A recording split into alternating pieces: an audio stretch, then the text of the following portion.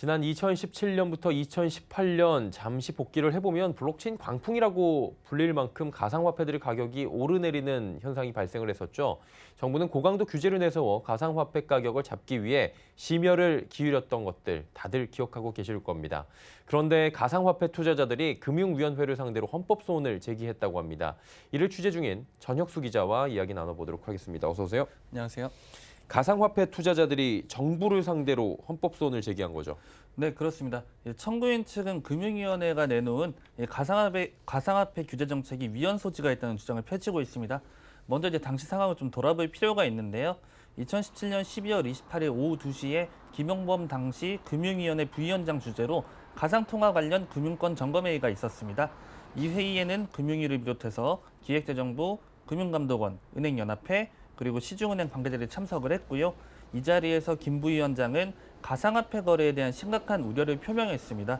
당시 금융위는 가상통화 취급 과정에서 은행권 가상계좌 서비스가 이용이 되고 있는데 가상계좌 서비스의 본래 목적과는 달리 투기 거래를 조장하고 금융거래의 투명성을 저하시킨다는 점을 지적을 했습니다.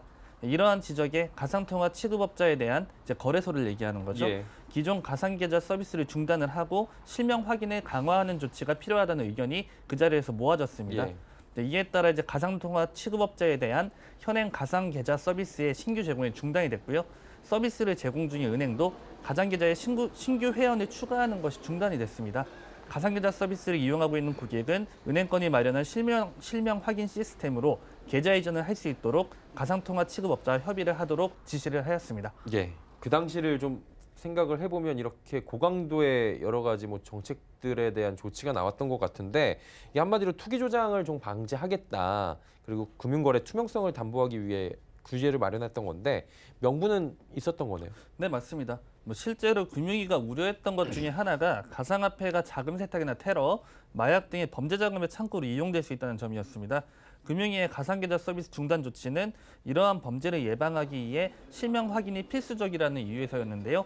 이에 따라 가상화폐 취급업자들의 가상계좌 서비스가 중단이 됐고요.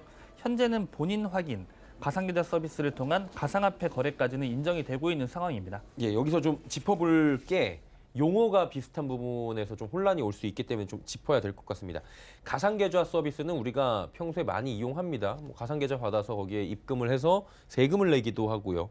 근데 이제 이게 어떤 방식으로 이루어지는지는 우리가 관심을 갖지 않는 부분이에요. 그래서 금융위가 가상계좌 서비스 중단을 선택했던 이유를 명확하게 우리가 알아야 될 것 같은데요. 이제 용어가 유사하다 보니까 차이점이 잘 안 보실 수 있는데요. 은행에 제공하는 개인정보의 양의 차이가 좀 있습니다.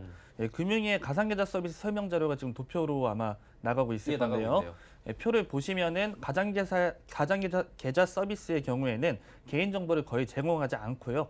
가상계좌 본인 확인 서비스를 이용하려면 이용자의 성명, 계좌번호, 이출금, 동일계좌 등의 정보를 제공을 해야 서비스 이용이 가능합니다. 금융위는 이러한 개인정보를 은행에 제공받아 일종의 자금 세탁 방지의 게이트키퍼로 활용하려고 했던 것으로 보입니다. 예. 또한 투기 조장에 대해서 조금 말씀을 드리면은 2017년부터 18년까지 블록체인 광풍으로 투기 목적의 자금이 가상화폐로 대거 몰렸다는 것은 다들 기억을 하실 겁니다. 이 과정에서 많은 사람들이 돈을 벌기도 했고요. 또 손실을 보기도 했는데요.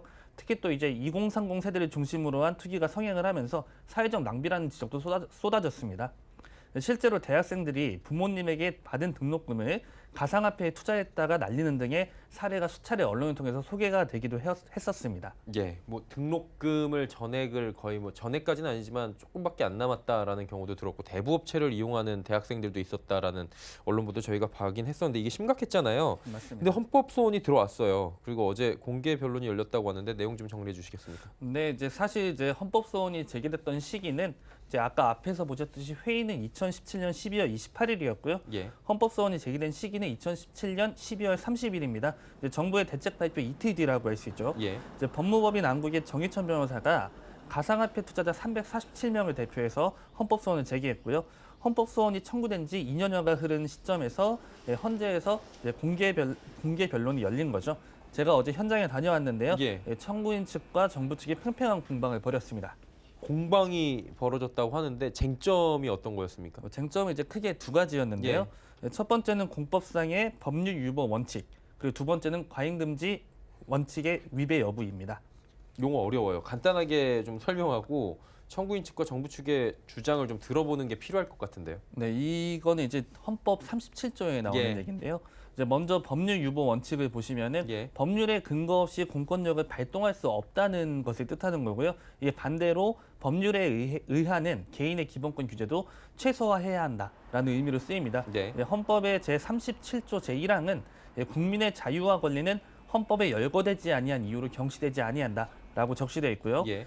과잉금지 원칙은 국민의 기본권을 제한하는 법률은 목적의 정당성, 방법의 적절성, 법익의 균형성, 그리고 제한의 최소성 등의 기준을 준수해야 된다는 원칙입니다. 예. 이 원칙 역시 헌법에 명시가 되어 있는데요. 같은 조항에 있습니다. 헌법 제37조 제2항인데요. 국민의 모든 자유와 권리는 국가안전보장, 질서유지 또는 공공복리를 위하여 필요한 경우에 한하여 법률로서 제한할 수 있으며 제한하는 경우에도 자유와 권리의 본질적인 내용을 침해할 수는 없다. 이렇게 돼 있거든요. 예. 청구인 측은 정부의 가상화폐 규제 조치가 국민의 재산권을 침해했다고 주장하고 있습니다. 금융위가 대책 마련을 위해 진행한 대책회의와 회의 결과 발표를 공권력의 행사로 본 거고요. 네.